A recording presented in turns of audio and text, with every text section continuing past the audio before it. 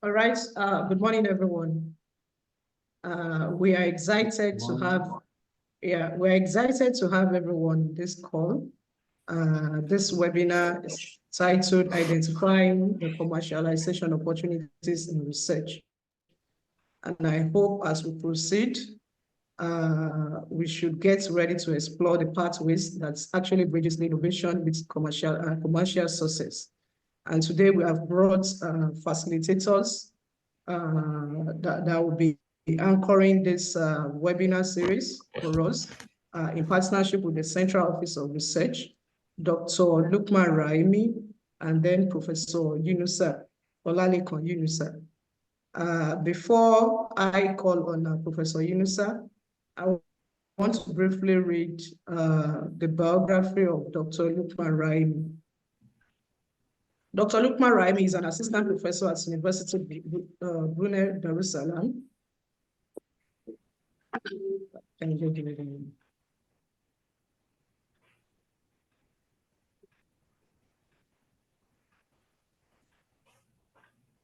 Okay.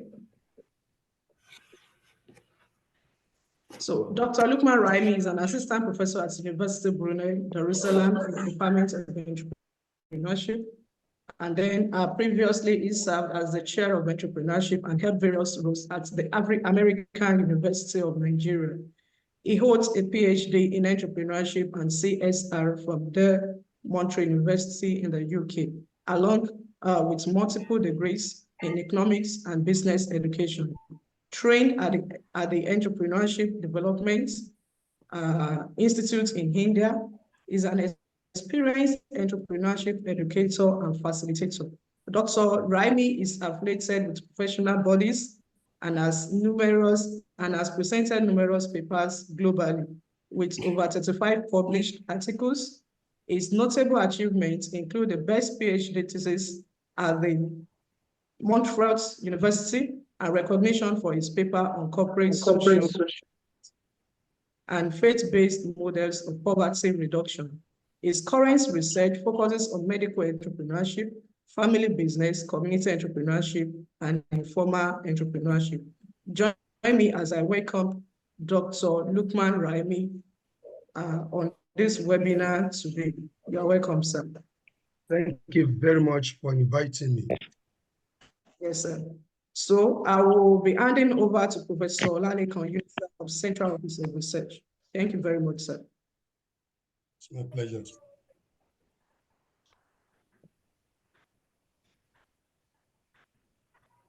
Good morning, distinguished ladies and gentlemen. My name is Olalekan Yunusa. I am the director for the Institute for Entrepreneurship and Development Studies of Obafemi Awolowo University, Ile-Ife, Nigeria. It is my pleasure to speak with you today about a topic that is central to the journey of innovation, and that is identifying commercialization opportunities in research. Thank you for having me. You are welcome, sir. We are glad to have you on this webinar today, sir. Thank you so much. Yes, sir. So the floor is open. I think Professor Yunusa can actually open the floor for us, sir. We are ready to learn. Okay, let me just go ahead and share my screen. I have a short presentation. And I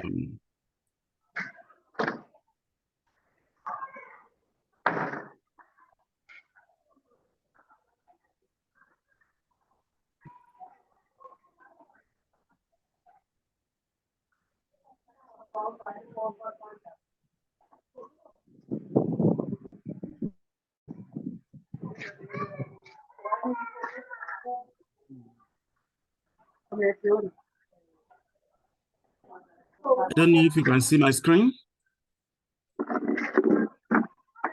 Hello? Yes, we can see your screen, sir. Yes, sir. Yes, sir. Is it good enough?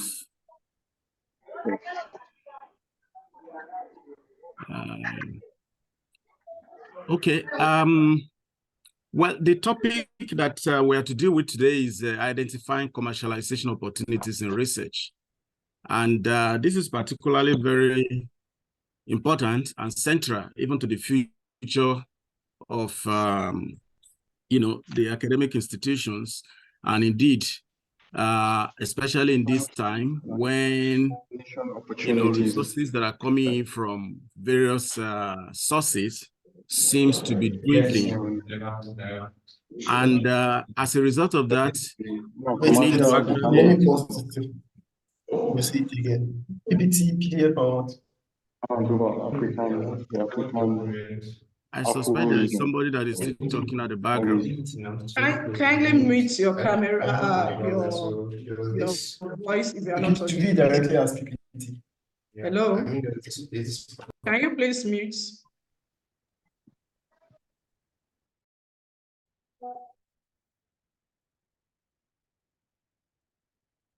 Can I go ahead? Then, Prof, I will appreciate if you can put your slide in presentation mode, sir. Okay, thank you. Yes, it's in presentation mode now. So the outline of the presentation essentially is going to be looking at an overview of this presentation. Then we'll move on to the next stage, which is understanding research commercialization. And indeed, we are going to be looking at, under that particular topic, we are going to be looking at the perceived dichotomy between basic and applied research and what universities need to do, basically to dismantle this perceived dichotomy between basic and applied research, to leverage on various researches that university professors and researchers are conducting for the purpose of benefiting the society. After that, I'll be looking at process and life cycle of commercialization. What is is commercialization a linear model, or is it a linear function? And we'll be saying that commercialization process is essentially not a linear model. Then the next one that I'll be talking about is, I'll be talking, about the process of generating commercialization ideas. We'll be looking at that, the process. What does it take to generate a commercially viable idea for research? And, subsequently, I'll be talking about, the various approaches that could be followed in the process of generating commercialization idea.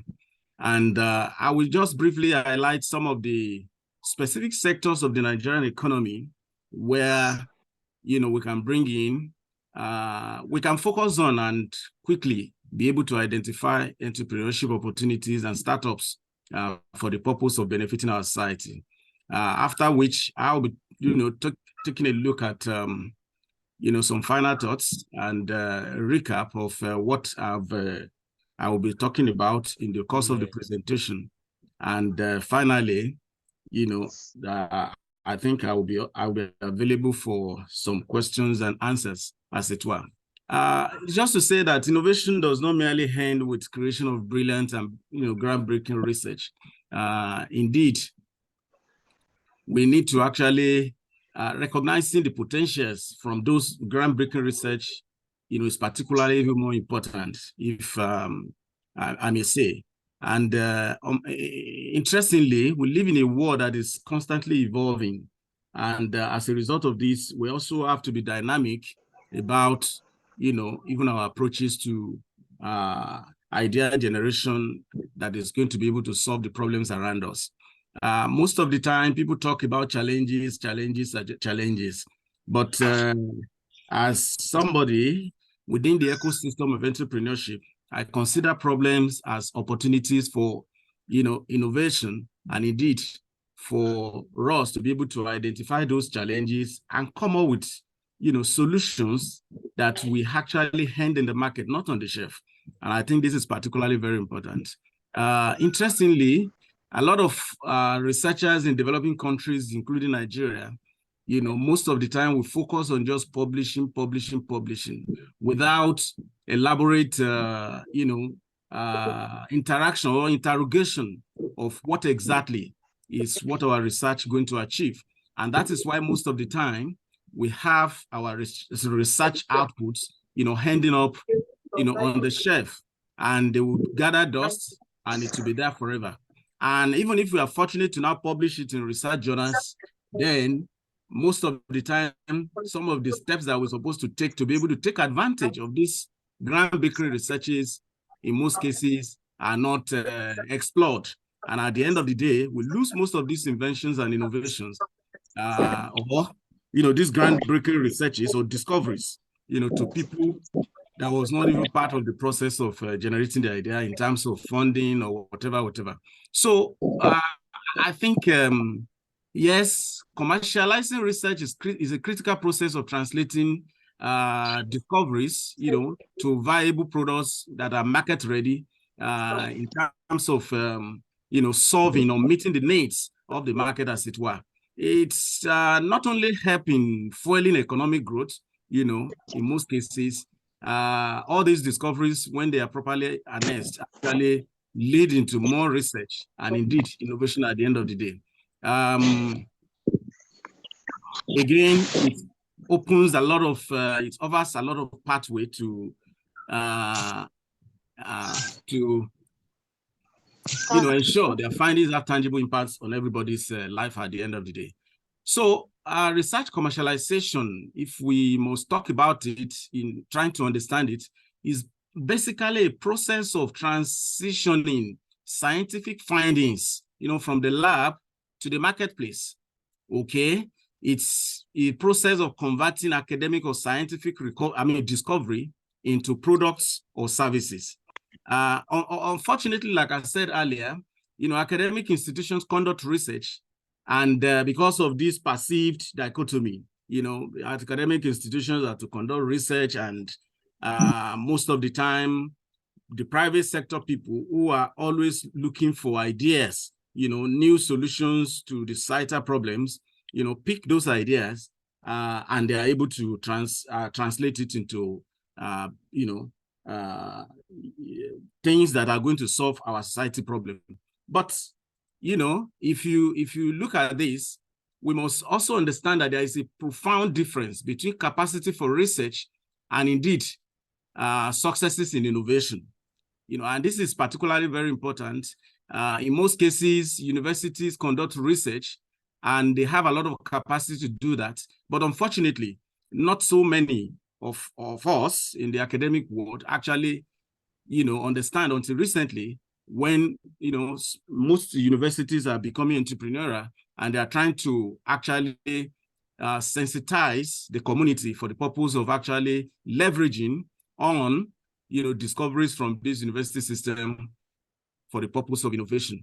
So understanding or recognizing this difference is very, very important, very, very, very important, and is significant indeed for improving the translation, or transformation of ideas into successful businesses. So once we understand this, we are going to be able to, as universities, develop a framework that will be able to, guide our researchers into the process of moving from just idea discovery, idea, generation, to the process of actually, partnering with the industry to be able to take advantage of those discoveries that are coming from the universities for the benefit of the university community and indeed the researcher that actually conducted this research. If you don't follow this through, the university system will be losing a lot. And I'm bold to say that most of the universities that are doing very well in various countries of the world, especially, the Western world, it is because of their identification of this opportunity,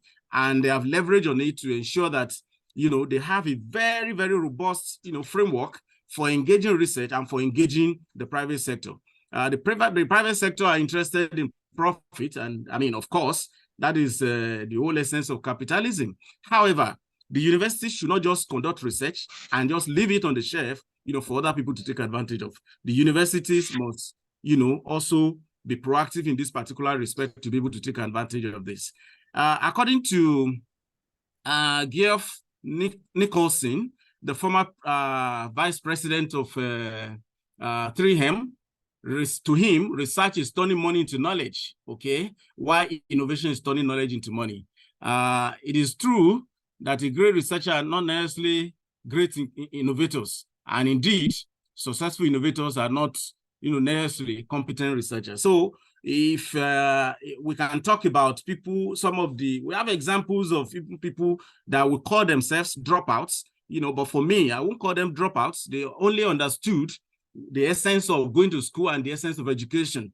Education is to give you a pathway, to give you, to achieving your destiny. That is what education is meant for. So when you go to school and you are there, you are able to, maybe in the first year or the second year of your education, you are able to discover a groundbreaking discovery that is going to change the world for better and is going to make your life meaningful in terms of, rewards that is going to come therefrom. I mean, why waste time? And that is why some of them, I think, actually abandon what they are doing because they don't want to lose the idea they have generated. In fact, Napoleon Hill said that ideas, when they are first generated, are very, very, light and unclear. They are crude.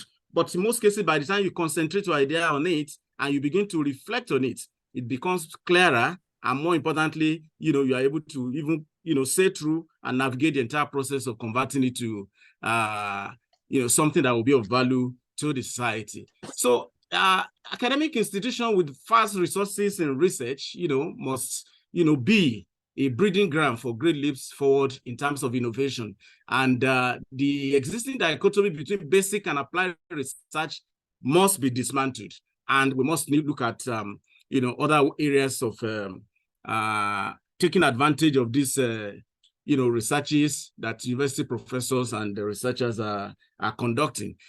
In terms of, the subject of discussion this morning, which is basically identifying commercialization opportunities in research. I will just, take you through, about one or two slides where you'll be able to see the identification of commercialization opportunities starts from, idea generation. I mean, that's the first thing that you want to do. You must generate an idea. And this idea is not just an idea that you just generate without a connection with the society, okay? The idea must be generated based on existing resources around you, the challenges around you, and indeed with a motive to actually solve a problem at hand at a particular time. I'm going to talk more about this idea generation process, in some few slides later. The other one is to look at the market. You want to research your target market to ensure that there is indeed the need for that particular product. That is particularly very important. And if we develop any product, of course, it's going to be in the market. So there must be demand for that particular product. There must be the need for that particular product. And that is why today, what we emphasize is need-based research. Need-based research. So we are not just conducting research for conducting research's sake. We're actually conducting research for the purpose of solving a particular problem. And once that particular idea, the research has generated a discovery in your view based on your interaction with the literature and your environment, being sensitive to your environment, the next phase will be for you to begin to look at the intellectual property protection for your idea. And indeed, most of us don't even consider this as very, very important. And that is why I put the emphasis on immediately. Once you have that discovery, please go ahead and, protect your idea. And once the idea is protected, the next phase is for you to be looking at the viability. Of course, viability can be in two ways. You want to look at technical viability. Is this doable? And if it is doable, in terms of, the technical details of ensuring that you are able to get the kind of result that you will get at the end of the day, is it commercially viable too? In which case, this has to do with the economics of the idea that you have generated. And in that particular case, that feasibility is more important, and that is particularly the one that is more important, for research institutions, for them, and even the private sector. Also, the research institution must be more, proactive in this particular respect. So, if there is commercial viability for the product, the university system must have a framework of engaging the private sector in such a way that both the university and the researcher does not lose out in the journey of this innovation. And the next one will be to go ahead and develop, a prototype for the product or service that we are talking about. In which case you want to be able to see, the viability of this particular product, and there must be a demo that you put in place and let people try it out, and you'll be able to collect feedback from the market, which will be able to guide you into improving on the products and be able to satisfy your clients as expected. So the other one is visibility and validation. Of course, this is a process of getting feedbacks, and you want to be able to engage the market. It is one thing for you to sit in your lab or in your office, conduct a research, and you just assume that the market would need it. In most cases, it's not as straightforward as that. You really have to engage the market, and you will be shocked by the kind of feedback you are going to get, which is going to assist you in refining your products, for better service delivery to the people. And once this one is done and you have a very good feedback, it's an encouragement for you to move on the ladder of this innovation journey. And essentially, the next phase will be for you to develop a business plan. And this one is looking at feasibility tests. If the feasibility test is successful, then you need to develop a detailed business plan. You want to look at what are financial projections, what particular value are you taking to the table that is unique, that existing products in the market does not have. And of course, by the time you are interacting or developing the idea, you must also be conscious of your competitors. What do they have?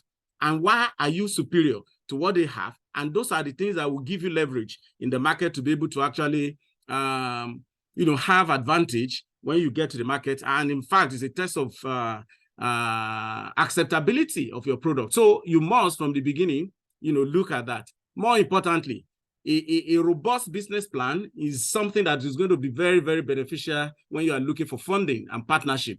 It's important. If you don't have a robust business plan, then you may not be able to convince the people that are likely to bring in resources into your business for you to be able to expand and move beyond just laboratory.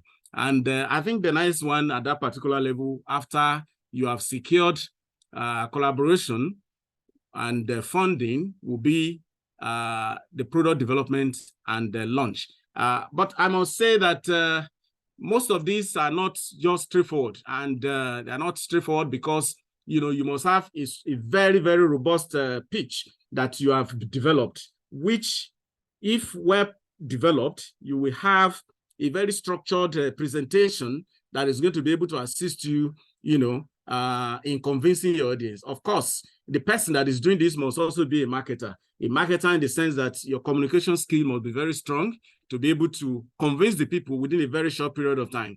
Don't forget that business people are largely impatient. They are impatient because they have a lot to do, but for them to attract their attention and get their attention to concentrate and listen to you, for you to be able to convince them, number one, you must have your points at your fingertips and be able to communicate it effectively within a very short period of time for them to be able to get to you. So once you are able to convince them, I am sure they will listen to you. I just decided to put this thing there for you to look at this. And this is from Makulong, 2017. He actually put this together to show that, once you have a research, of course, you have a research and there is a discovery. The first thing is to go and, patent your idea before you go into publication. In most cases, many of us go to publication even before thinking about patenting. And in most of the time, it is only when people even try to educate us, that's when we begin to learn that, I didn't know. And many a times we put everything out there. And as a result of that, even people that want to take up our idea may not even have any reason to contact us because you have everything in there. In the spirit of transparency, that is what academic research requires. But I can tell you that even in developed countries, those people we are learning from, they are not very transparent, absolutely, in terms of putting everything there. You read some papers and you're wondering, is this paper really complete? It is because they have some things that they're hiding under their sleeves. And for us, many a times, what we try to do is to convince people either that, we have this knowledge, we have this thing, and we put everything there that is unprotected. Unfortunately, before we know what is happening, they are already in the market with the product. Napoleon Hill said, tell the whole world what to do, but first show it. And I think we must be guided by that particular quotation from Napoleon Hill.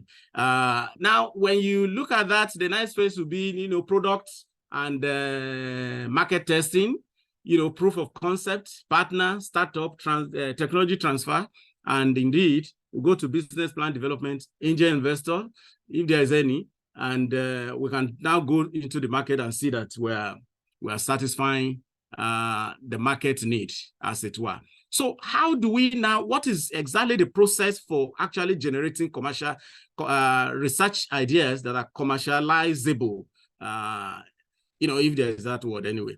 And the first thing is to look at review, what we call literature review, or literature review for researchers. And research review, there could be some, you need to review the environment, review researches, and to be able to have an idea of what is the current frontier of knowledge.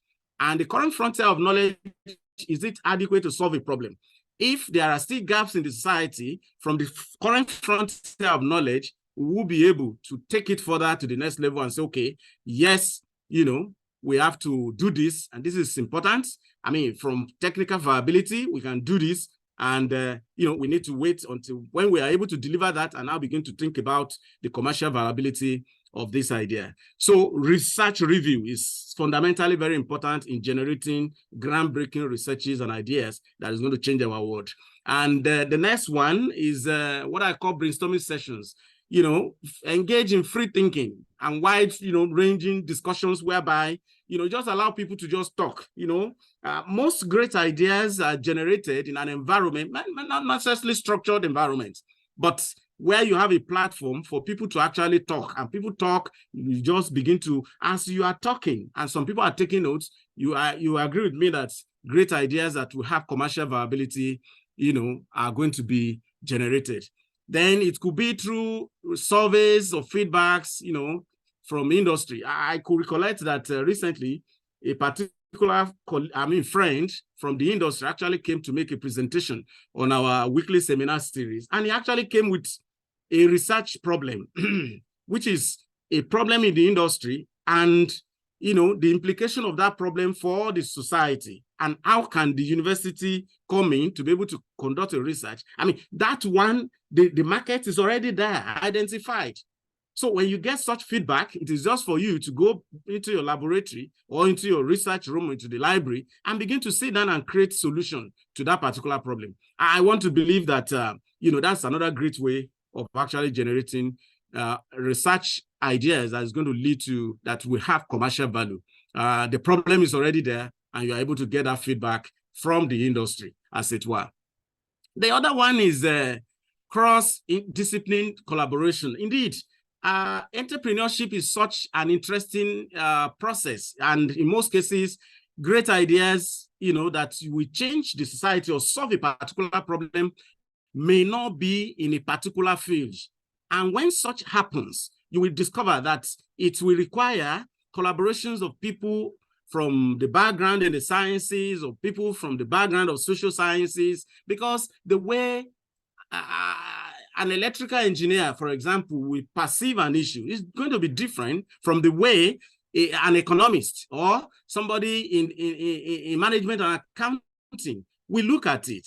And as the scientist is looking at the technical feasibility, viability of that particular idea and the great things that they have skills in doing, the people that have some orientation in the area of business will also be able to take it up and begin to think ahead as to how can this be applied? What kind of problem can it solve in the society? Because the social sciences deal more with the society and the life sciences more with, technical details of how this will be done.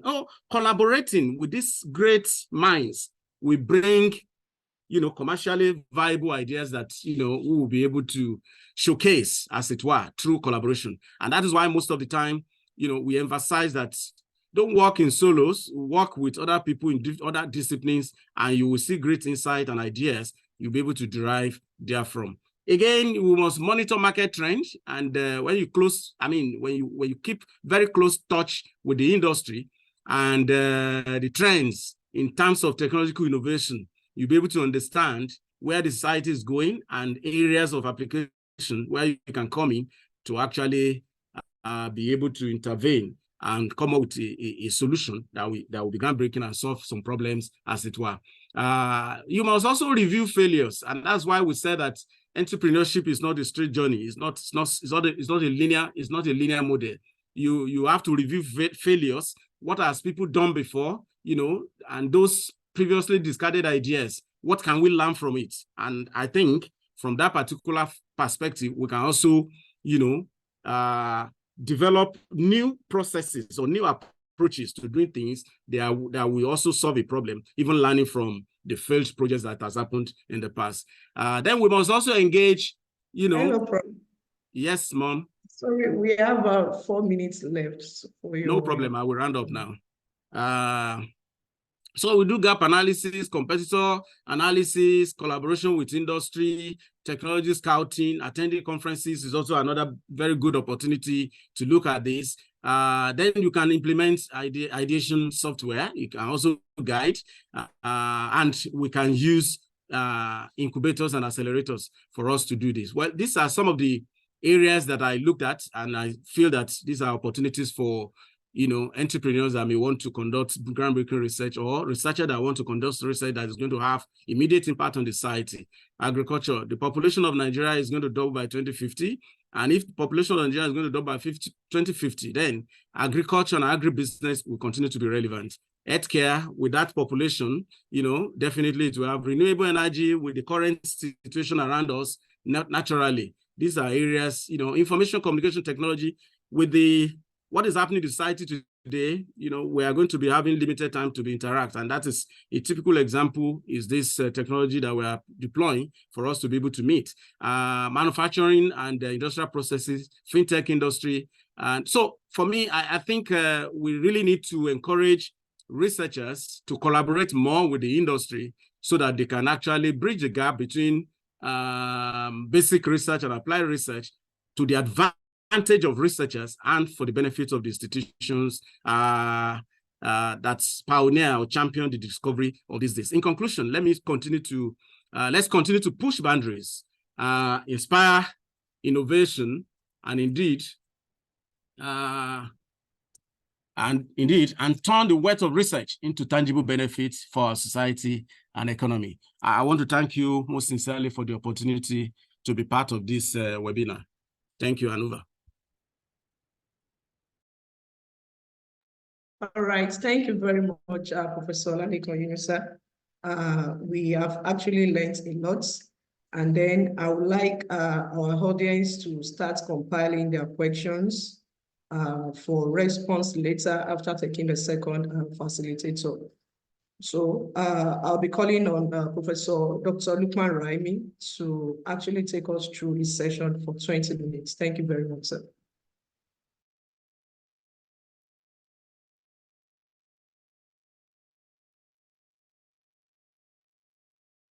Okay, thank you very much for inviting me to this particular webinar. And as rightly mentioned, we are, speaking to the topic, identifying commercialization opportunities in research. So the objectives of my presentation, of course, are three. The first one is to foster a common understanding of the concept of commercialization of opportunities in research. Secondly, explain with example how research impacts things like innovation, discoveries, and invention leads to commercialization. And finally, discuss the requirement for commercialization of opportunities in research. Professor Yunusa has actually laid a very strong foundation for the discussion. So I will skip some things, but for the purpose of structured dissemination, I will start with introduction, defining commercialization, defining research and research impact. They are very, very important because when you conduct research and you don't know which impact you are actually developing or having, it will be very difficult for you to convert that particular research to commercialization. And also the route through which identifying commercialization of opportunities in research is actually executed. Then what exactly are we doing currently, and what are we expected to do? There's a model for that. Then I will show you examples of commercialization of research impact in developed countries, and some that are also emerging in Nigeria and African country. Then finally, I will conclude with requirement. The beautiful analysis that we are going to showcase today, is built on requirement. Once those requirements are not there, then we'll continue to do what we have been doing. And finally, we are going to conclude with a takeaway on how to move our research from laboratory or classroom to the market. So I want to commence this presentation with opening statement that for Nigerian universities, whether state, federal or private, to drive socioeconomic development, frontally in Nigeria, in the face of dwindling funding, overlapping government priorities, and the quest to attain real autonomy, then there's a need for us to move our research impact from laboratory, from classroom, from workshop to the market. And that's exactly what Professor Yunusa underscored. We have the research output, but they are kept in archives. Some they are buried in books. Some put all their instruments, all their models, all their framework in Q1 journal, Q2 journal. They celebrate this particular achievement. But some guys in Australia, they tap into ideas and turn it to product that is generating fortune and wealth. So the foundational goal of Okpolo Global Innovation is to help universities move their research impact from laboratory to the market. And when you move it to the market, some things automatically emerge. One, you create jobs. Two, you create wealth for self, for your institution, for the society. Three, you advance civilization and you transform human history. As you can see from these particular graphics, automobile became a front burner innovation in 1886. Cell phone, 1983. Electricity, 1873. These are research output. If these guys buried these ideas in books, we'll still be in darkness. So this is to underscore the importance of commercialization. Then what is commercialization? It simply means turning research findings, output, invention, innovation, or what we simply call intellectual property items into commercially viable products, services, and business solutions. We all use phones, AI, and so on and so forth. All these emerge from research findings of some people in the university and outside university.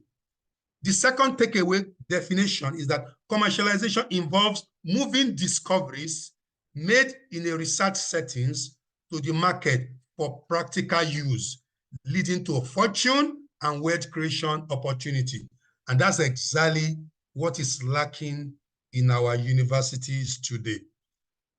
I want you all to drop your thoughts in the chat box while the discussion is going on. What are the similarities between these two juggernauts, Henry Ford and Bill Gates? Drop your thoughts in the chat box. But for the purpose of clarity, Henry Ford and Bill Gates had far more similarities, as both made big creative discoveries. We all know Henry Ford, the one who created Ford, motors. He developed fantastic, car that became model for car manufacturer. Inventions and innovation, but got the ideas patented and commercialized. They did not just discover, they discovered, they patented, and they commercialized. They both made fortunes from the market domain as entrepreneurs. That is the basic similarity. So with this particular analogy, you appreciate the importance of moving research impact or output to the market domain. The second one, what are the differences between Newton, Isaac Newton, and Bill Gates? Drop your thoughts as we progress. But because of time, Isaac Newton made creative discoveries and innovation, but did not patent nor commercialize his idea. They were buried in books. We celebrate them as scientists, as this and that. He did not make fortune from them because his discovery, we are not in the market domain. Others did after him. And that's exactly what Professor Yunus has said. You publish your findings, your beautiful paper in science, engineering, robotics, you celebrate, your accomplishment, but some people steal your idea, they get it patented, take it to the next level. Whereas Bill Gates made big discovery just like Isaac Newton and innovation, but got them patented and commercialized. And today we buy his product, his business solution, every day he smiles to bank. So these two fundamental questions actually underscore the importance of research impact moving from the laboratory to the market domain. So when we talk about research impacts, we need to understand what it is. We have been told what is research, but what is research impact? The reason why I emphasize research impact is because most people, when you talk about research impact, what comes to mind is just publication. No. Research impact is the demonstrable contribution that typical research make to academic advances. This is what we do in the university, but the meaning goes beyond that. The meaning extends to the demonstrable contribution to society and the economy at large. So for the purpose of education and clarity, research impacts have been classified into 8. Look at them. Most of us are familiar with 2, academic impact and educational impact. Whereas for you to really commercialize the output of your research or the impact of your research, you must know the type of impact you are generating. Academic impact is simply contribution to advances across and within discipline. Most of the things we do in journals and what have you is academic.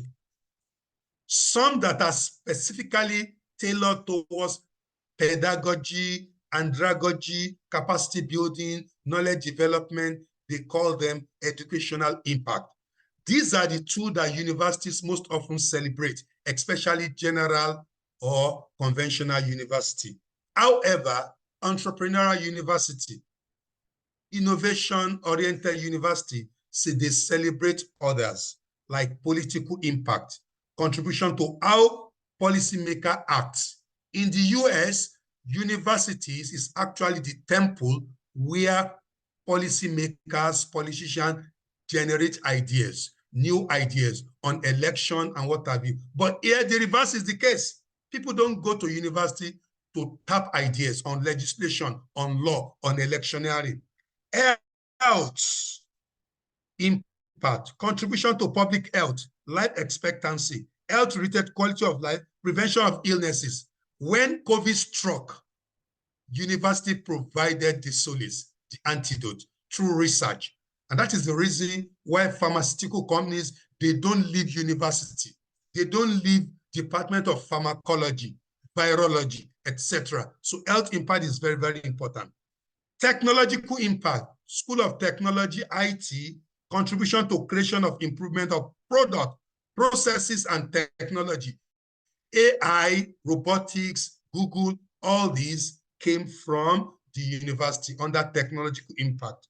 Also, we have environmental impact, contribution to managing the environment, such as protection of natural resources. Today, people are talking about sustainable development, triple bottom line. All these ideas are from university, faculty or Department of Environmental Science, green economics, green marketing, and so on and so forth. Economic contribution, we are talking about companies' cost and revenue, economic returns through increased productivity, economic growth, and so on and so forth. And finally, cultural contribution to people's understanding of ideas, reality, values, and belief. If you want to eradicate certain cultural practices, witchcraft and what have you, you go to university, Department of Sociology, Anthropology, Religion, where they give you blueprints. And these blueprints are sponsored by NGOs and international development organizations. But in our own case, we just publish and forget about this particular impact. Now we know we have 8 impacts, which are very, very important. So before setting out for research, ask yourself, what impact do I want to generate? And after generating those impacts, you now find a way of identifying commercialization opportunities. This is similar to what Professor Yunusa projected earlier on. What you teach in class in laboratory to explain how certain constructs can actually become product, services, business solution is called POC, proof of concept. This is the ideation stage. But you go further to put it into paper or pen on paper on how this thing can actually work. Then when you see the workability in paper, then you try to move to the level of feasibility. Can we develop it? Can we turn it to reality by coming up with prototype? And prototype is not a one-off thing. You improve on that particular prototype until it becomes ready to be patented or to be commercialized. And that is what is called minimum viable product. With minimum viable product, if you're in the industry, they move straight to production. But if you're in the university, we first commercialize that particular minimum viable product after getting it patented. We can commercialize it as a university, as an individual, or we pitch to the venture capitalists or the industrial sector, and we turn it to something that will be beneficial to the society. Unfortunately, what do we do? If you look at this particular graphics, it's talking about research cycle, which is what we do excellently in the university. Professor Yunusa emphasized that research should translate to what? Innovation. So most people from research, we talk about the discovery, publication, we get grants, and then we fund our publication and we forget about it. Whereas the same research that is funded can also migrate towards innovation. So the innovation cycle, actually starts with turning your research to innovation. The invention, the impact, the output, the discovery is what we call the innovation. Then you get it patented or licensed, and from patenting and licensing, you turn it to product, services that generate jobs. And at the end of the day, as a professor, as an associate professor, you get royalty, which will maintain you while in the university and also for life in your retirement. So this is the important thing. But unfortunately, we focus on the blue and we forget about the innovation cycle. And these are examples of commercialization of research in developed countries. I'll be very fast here. Google originated from Stanford, where Larry Page and Sergey Brin were doing their PhD. So the outcome of their PhD research is what is called PageRank algorithm, which eventually became Google's search engine. Gatorade, a popular sport drink, emanated from University of Florida through research. It was patented later on, and later on, pharmaceutical company commercialized it. Velcro, a fattening material, a material that is used, as additive for fattening, to make somebody look fat, was generated by Swiss Federal Institute of Technology. It was patented in 1955 and commercialized subsequently. RNA interference technology, which is used in molecular research, which is very, very lucrative in the pharmaceutical sector, was actually a product of University of Massachusetts and a particular research center. Today, it's being commercialized. Polymerase chain reactor is actually another molecular biology research which originated from Stanford. It was commercialized, patented, and beneficial to those who develop it and also the university. Example, Prozac, also a widely used antidepressant for those who have depression, actually came from University of Indiana. Cryptographic technology was developed by two researchers in Stanford. And also CRISPR, which is a revolutionary technology in genetic editing, was actually the product of University of California in Berkeley. So the emphasis is that university is not just teaching.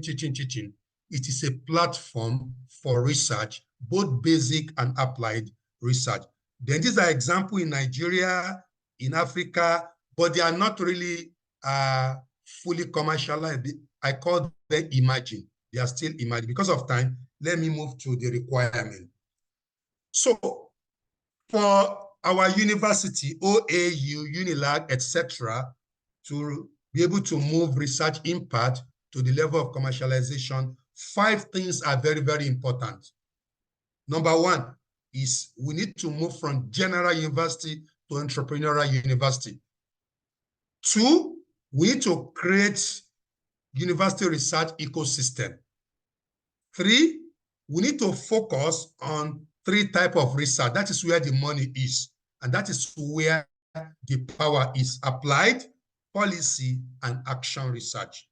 And also, we need to focus our research also on sustainable development goals, because we have funds, for project-based research, program-based research, and other type of research. And finally, we also need to build our funding and funding sources capability, because commercialization involves a lot of funding. So with regards to entrepreneurial university, I don't mean we abandon what we are doing currently, no, but we put entrepreneurship touch in everything we do. So when we say university is entrepreneurial, it simply means that university is reshaped as a catalyst for socioeconomic development through knowledge capitalization. We all know what is called capitalization: to turn knowledge to money. Not just teaching, certificate. We turn knowledge to what? Money. And also application. Our basic should become applied. Our abstract should become reality. And this can be done based on what we have said earlier on. Our ideas, what is called proof of concept, should be developed into prototype. Our prototype should be developed into market-ready product, what is called a minimum viable product. Then we get it patented, we create platform for venture capitalists. We pitch to them, they also pitch to us. We pitch our ideas to them, our research output to them, they get it funded. Then they pitch their problem to us, and we carry out research to solve that particular problem. This is what entrepreneurial university do.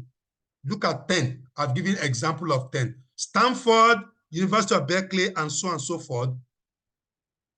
Look at the number of founders that they have created, 1,448. Not small founders, big founders. Look at the number of companies they have created, 1,258. The question is, our own university in Nigeria, how many founders have we produced? How many companies have we produced? University is becoming workshop, it's become factory. So that is the essence of this. Berkeley has produced 1,365 founders. And in all these particular founders, they have equity, 5%, 10%. So if government does not fund university, money is coming a lot every day, every minute, every second. Then the university themselves, they have companies. So this is to tell you that universities can be entrepreneurial. Second, creation of research ecosystem. What we have said are beautiful. Universities have capacity for research impact, but do they have that structure, that triple helix model, that quadruple helix model, that synergy among government, university, private sector, and the community? That is quadruple helix. If you don't have that, our invention cannot be commercialized. You need these 4 people or 3 people or stakeholders to build an ecosystem. Because of time, this is a very good example of a triple helix model. You have my slide. 3, we must focus on applied research, policy research, and action research. Pure research should continue, but cannot fetch us much money. But applied policy will fetch us money for the reason that I've explained because of time. Then huge funds is being, given out to address any of these 17 problems. If OAU picks no poverty, zero hunger in agri, probably, or in food, sustainability, they will get grants. So economics department, agri department, IT department, they will come together and develop models, framework that is going to solve poverty and zero hunger in Nigeria. So that is the way it works. Collaborative research, not esoteric research. Number 5, we need to build our funding and funding sources. Public funding from university research, private sector company, you pitch your idea to them, they buy into it, and they pitch their own problem, you solve it, you get money. Specialized government agency like TED Fund, Research and Development Council, FIRO, and so on and so forth, special international research fund abroad, research foundation, donor agency, industrial research fund, fund for practice-oriented research. This is where the NGO get their money. Philanthropists and venture capitalists, and also through financial technology of crowdfunding and crowdsourcing. So we need to develop this capability to be able to really have our way. And in conclusion, to move research from laboratory to market, this is the pathway. What most universities do currently is basic research. We teach what is economics, what is marketing, what is this. Then Department of Computer too, we teach. But the reality is that our research, have we been able to convert them into applied? That's second one. Once we convert our basic research to applied, then we move to the level of developing this particular research impact, discovery, innovation into prototype that is patented, into minimum viable product, ready to be commercialized. So the last stage is what is called commercialization. So most universities in Nigeria, they are, romancing with basic research. Only very few have, leeway into applied. And even after that particular applied, they don't really harvest those innovation, those discovery to move to the level of development, because they don't have triple helix model, they don't have quadruple helix model. Universities stand alone. OAU, I'm not sure if you have, industry working with you. I'm not sure if you have collaborative relationship with Osun State government and federal government. Apart from salaries and what have you, I'm not sure you have interaction with the host community. So all these are what is missing. And finally, I want to state that we can do it. Most of these great universities we are talking about, the lecturers there, they are not better than Nigerian lecturers. The universities there, they are not better than Nigerian university. They are better because they are better structured, better funded, and they practice what we are discussing now. When we start practicing some of this ideal, we are going to leave some of these great university. We will match up with them, and we are going to leave them. Because if you have read about OAU, UNILAG, University of Benin, in the good old days, people come from other parts of the world to learn in Nigeria, but the reverse is the case. So thank you for your rapt attention. Yeah. Wow, it's been a wonderful session so far. Thank you very much, Dr. Lukman Raimi, for this wonderful presentation. We have actually learned a lot, and part of what we have learned, I personally, is that innovation does not end in creation. The ability to take it into the market actually matters most.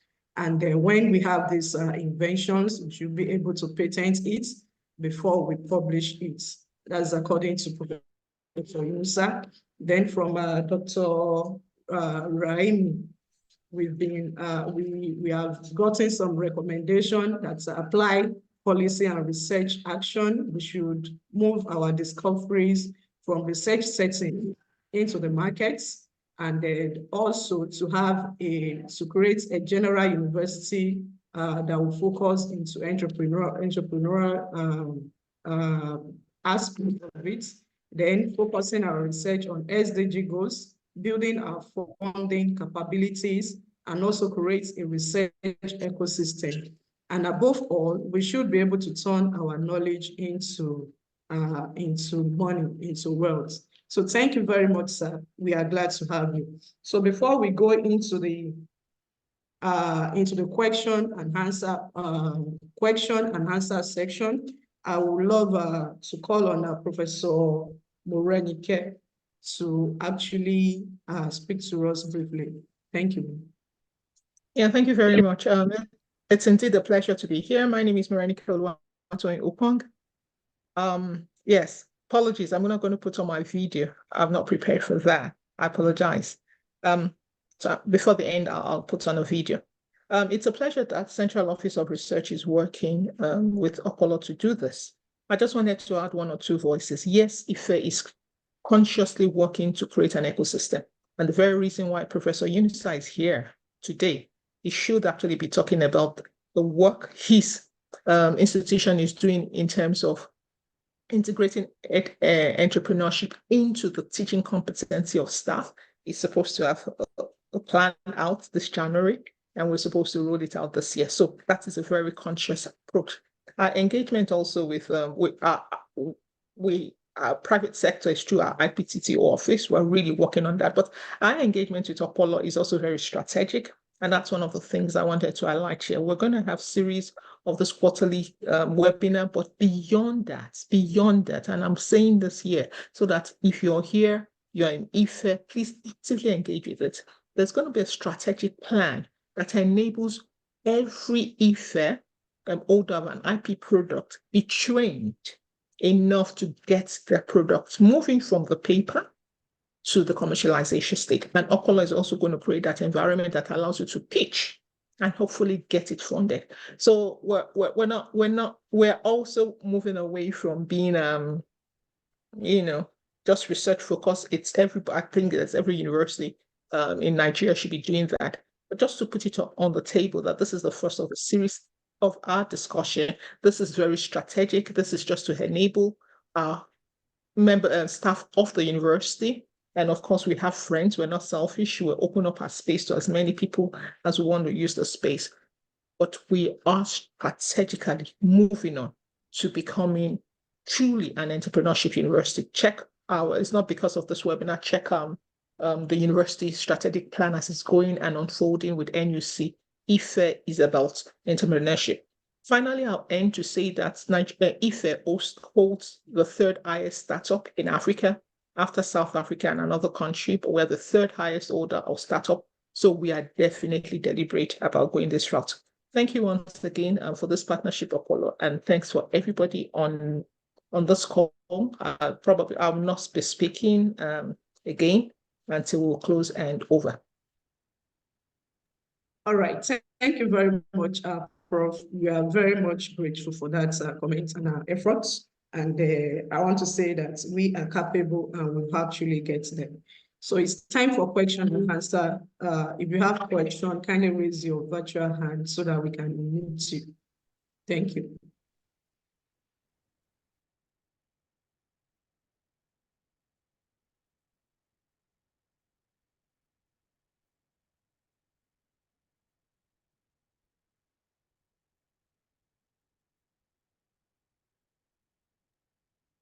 Yeah, there are two hands up already.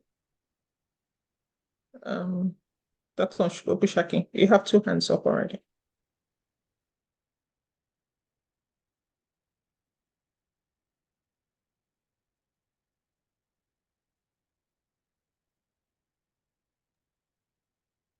Okay. Hello. Hello, yes, please go ahead, Dr. Bello. Yes, good afternoon. I'm Dr.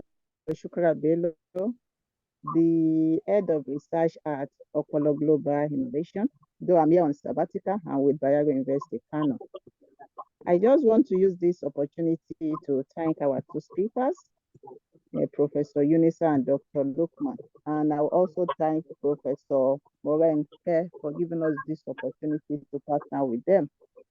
So I want to make this one open because I've seen a lot of people that join us from different universities in Lagos, in Ilorin, even in northern Nigeria. I want to use this opportunity to say we are coming to all universities. This is just the starting point with OAU. We are going to reach out to professors in other universities so that they can be part of this webinar. So we want to partner with everyone. We want to make this happen. We want our research to be in the market. So be rest assured that we are coming to you. So I'm just using this platform to inform other universities that we are coming to you for this type of engagement.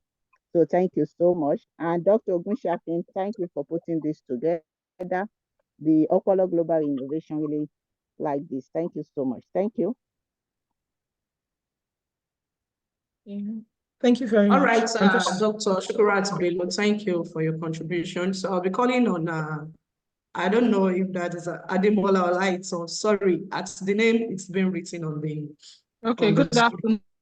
Thank you. Good afternoon, ma'am. So that I don't make you to maybe go out of breath. My name is Blossom Miregu. Good afternoon, everybody. Thank you so much, Professor Rahim and our other presenter, other professors. Appreciate you so much for this eye-opening topic that you brought to bear this afternoon. I'm a trainer. I facilitate. I'm a member of faculty of the Nigerian Institute of Management, Abuja Management Center here in Abuja. So I'm reaching us from Abuja here. There's a particular time that we had this collaboration with the University of Ibadan, where we were teaching postgraduate students. And I know that entrepreneurship was a big thing for us then because we're trying to push the frontiers of entrepreneurship. But COVID came and the whole arrangement is still on hold for now, though we've graduated like 2 sets before now with the University of Ibadan. I want to say that this is an area that is worth pursuing. I don't know how I'm going to go about it. Dr. Sikora just talked about something now, so they are coming for, you know. So I think this is an area that we have to ensure that every university in Nigeria becomes very interested in, because the world has gone beyond theories. Yes, those theories still help us, you know, to build models and all those, but the world has gone beyond theories. Things are now done practically. So now if we're talking about shifting from basic basic research to applied research to developing and getting those patents, those things commercialized, then we need to really run with it. Our curriculum needs to change. You know, the way people come to university needs to change. Students, when they come to university, not to just come and apply, receive certificates and go away, but to come and bring their knowledge, their potential, and everything within them, which they will develop in the university setting, so that by the time they go outside the world, they will become even greater in that particular field that they have chosen. So our university need to stop being just ordinary tutorial centers. We have to move forward. We have to build universities that, you know, people are coming to build their knowledge, build their potential, build their talent, and build whatever it is that God has by His grace embedded in them. So I want to really appreciate you both for this opportunity, and also ask, my question now is, how do institutes like us come into this, so that also we can also be part of those environment that can breed ideas that can be commercialized at the end of the day. So that is my my comment, and also my question. Thank you very much. I appreciate this opportunity. Oh, thank you very much. Okay.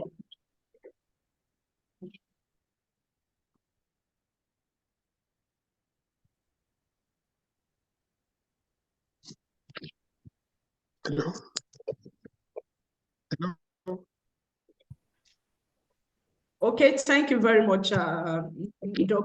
Ademola Light. So we are very glad to have your comments, and then we are going to be sharing. The person that spoke is not Ademola Light. Ademola Light's hand is still on. It's Professor Ademola Light. All right, sir. So can we go ahead to have the second person, or you want to respond, sir? Can I? No, I just saw somebody's hand and I'm just drawing your attention to it. Okay, I sir. know. Over to you, Professor Ademola Olaito. Thank you very much. I just want to thank Professor Yunusa for inviting me to this webinar, and I've actually gained a lot. Speaking actually as a researcher, and there are issues that I know that as researchers, we may have problems with commercialization, especially those of us who are on the scientific and medical side. The first thing is the fact that there are published papers in journals, and the journals will tell you that they are copyrighted. But I could recall that some of the things that Professor James has said, that you should not publish before you patent. But many of us, we've published. So, but can we get back to the journal? Yes. And ask them that, can this thing be commercialized? That's one. Then the other question has to do with the many of the grants. We do research. Actually, we have resource and findings of the research. We really have to get permission or approval of the printing of the grant, funder, before we commercialize. And we can just go ahead and do the commercialization of the finding. Thank you very much. And I want to thank Professor Opong too for the effort she's putting. So I greet you, Professor Opong. Thank you very much.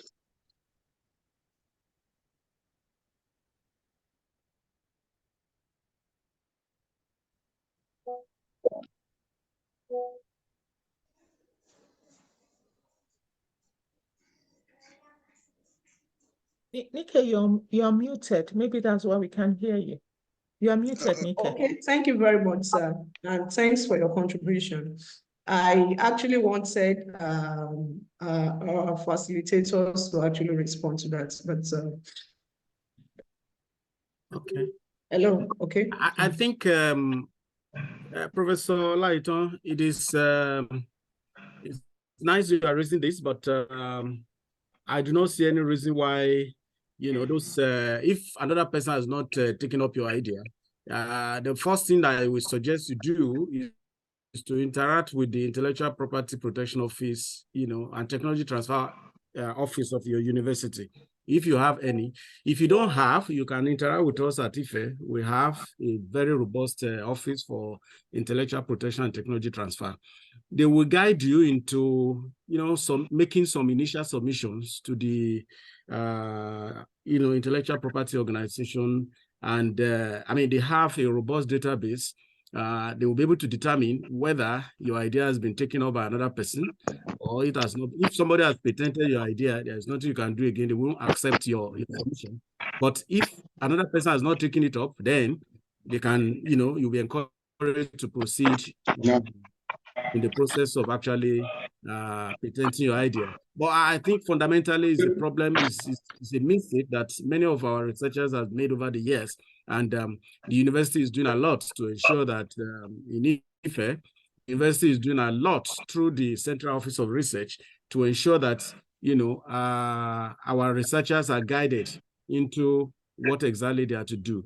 I can say that in the last few months, or about 1 year or thereabout ago, there has been a lot of effort in the area of creating, structures, frameworks, plans, and templates that is going to guide our people in doing a lot of things. And I want to say that aside from the fact that the offices the office is created, this office, the director in charge of the office has been going from one faculty to the other, even moving from, and organizing a lot of, online training sessions for our people to be able to know what to do at what stage and how this will be done. So it's not late that you can do that. And I want to say that it's worth exploring, because the potential opportunities that are at the end of the road is bigger than whatever challenges that we may face, at the initial phase. So it is something that you can practically do. I think largely the first person that raised the question is not really a question, it's just some comments as to, appreciating the platform. And I don't think that's a question to, it's just contribution to what we're saying. Thank you so much. Sir, I talked about the issue of the grant, please. About what? Grant. Somebody funded you, gave you a grant and funded it. Can one commercialize it? That's what I'm saying. Find out if interact with the intellectual property office in your university. The fact that they funded you, unless you have signed an agreement that is saying that, they own completely every discovery that you make from that research, then you may have to interact with them and, get their consent before you move ahead. But if you had not signed any agreement ab initio concerning, the ownership of the reports at the end of the day, then nothing is disturbing you from proceeding. It's a legal issue.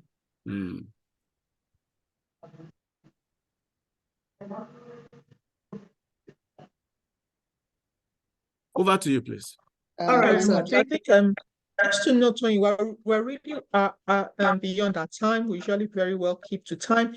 And everybody whose hands is up, please write your question in the chat box so that Nike can read it and people can respond to it. We're 15 minutes beyond time. We usually keep on the dot of the hour. So this is unusual and we're very sorry. Nike, can you just pick one more person to ask a question? And every other person, please put your questions in the chat box and we'll take it over from there. Thank you very much, Professor Lighto, for being here also. Thank you. Apologies for doing that. Please, moderator. Please, you asked the question before, madam. Professor has not answered my question. Professor Nita has not. Yes. It's okay. They will take it, ma. They will take it, ma. They will take everybody. It's only Professor Nita that has answered. We also have Professor Raima there. They will take every question. But please, other questions, put it in the chat box and just take one more question, then we can move towards there. Thank you very much. Over to you, moderator. All right, Sma, thank you very much. While others are typing in the chat box, I'll be calling on Professor Kadiri Ismail. Kindly unmute and ask a question, sir.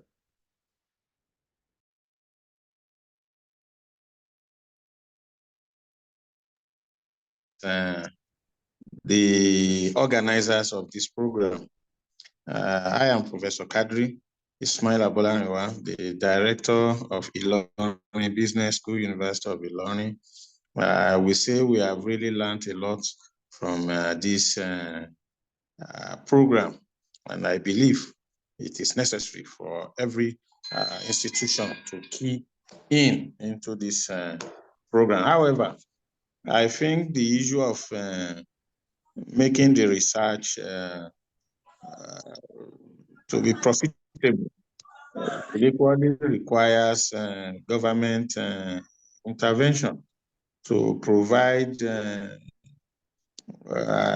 enabling environment that will make it easier for researchers in Nigeria to motivate them so that when they have discoveries, the government can assist to promote this idea into usable forms. Thank you.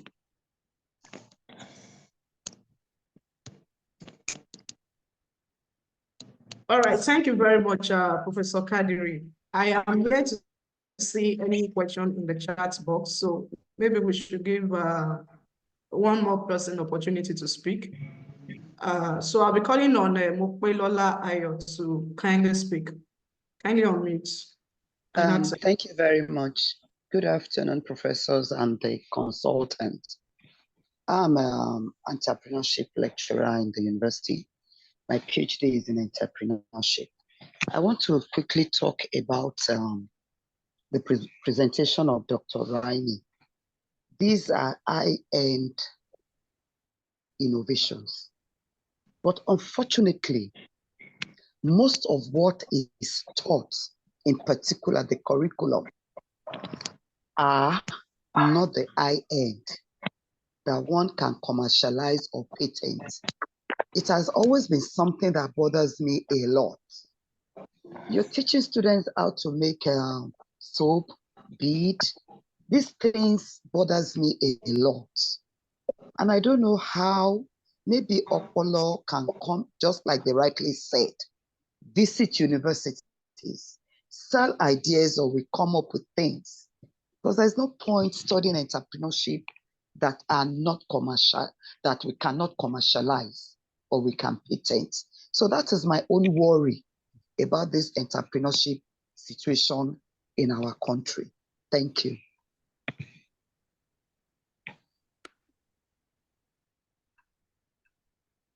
Okay, thank you very much, Ma. I will call on Dr. Lukman Raimi to quickly respond to that. Yeah, I think what our esteemed professor said is actually succinct. I think 3 months ago, Opolo Global interviewed me and also Tungsten Entrepreneurship Innovation on the type of entrepreneurship being taught in some institutions in Nigeria. I told them clearly that we have high impact entrepreneurship, and also we have the subsistence entrepreneurship or vocational education. You see, if we learn to learn vocational education, our parents are very good in that. Why do you have to teach university students Indomie noodle? No. Entrepreneurship is about identifying social, economic, and environmental problems and then provide solution through product, services, or business solution. This is what you can pitch to venture capitalists, and they will put their money. Or the industry come to the university and pitch their problem to the Department of Engineering, solve our problem, and then develop product, prototype to solve the problem of the industry. That is entrepreneurship, because there's a gap. So people should understand the difference between entrepreneurship and vocational education.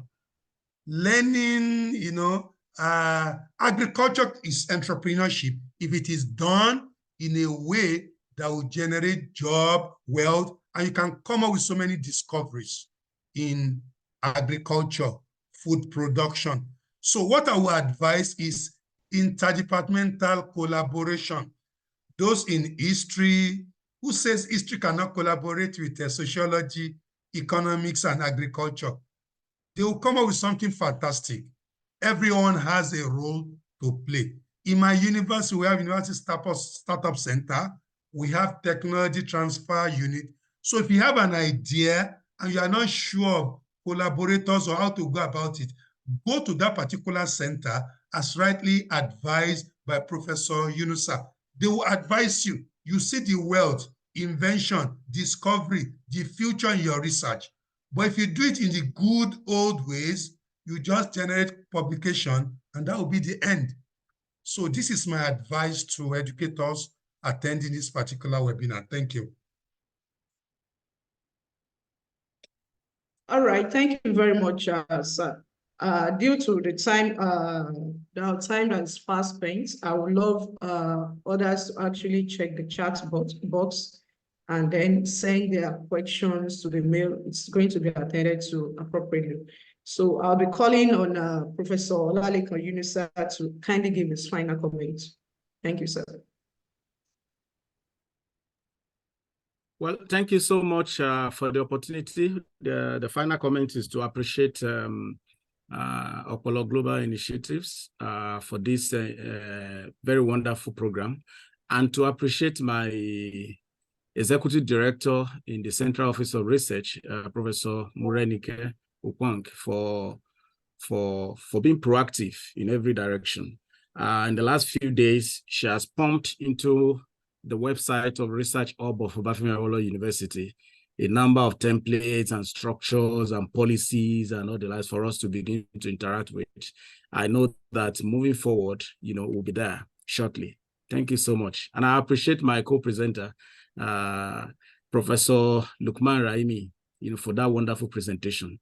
So we'll be talking later. Thank you so much. God bless you. Yeah. Thank you very much, Prof. Then over to you, Dr. Lukman. Okay, I also want to conclude on an appreciative note that my alma mater was Obafemi Awolowo University, Department of Economics. And secondly, Professor Yunusa was our seniors, Egbon, in those days.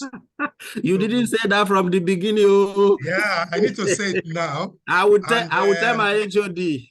I'll yeah, collect your details from. Papayo was my mentor. Fantastic, fantastic. Oladeji supervised my undergraduate Wow. project. Very good And, to see you. you know, Professor, I think, I mean, OAU was my home then. So also, I'm a member of the advisory board of Okpolo, so I'm really thankful to Okpolo for inviting me to share my little knowledge. So the conversation continues. Thanks, everyone. And also, Professor Ismail Akadiri was my colleague, my aburo in Abule Idisha. I hope you are still there. Ismail Akadiri.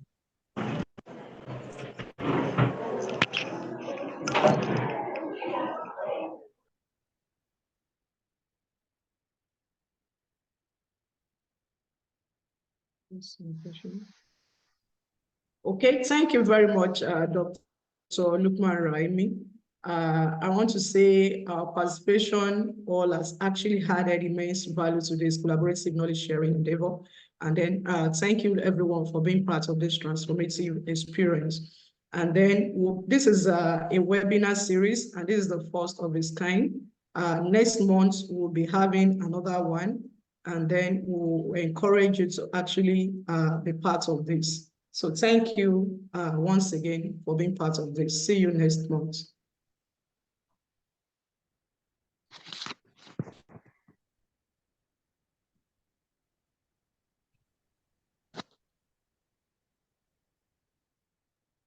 Thank you, everyone. See you.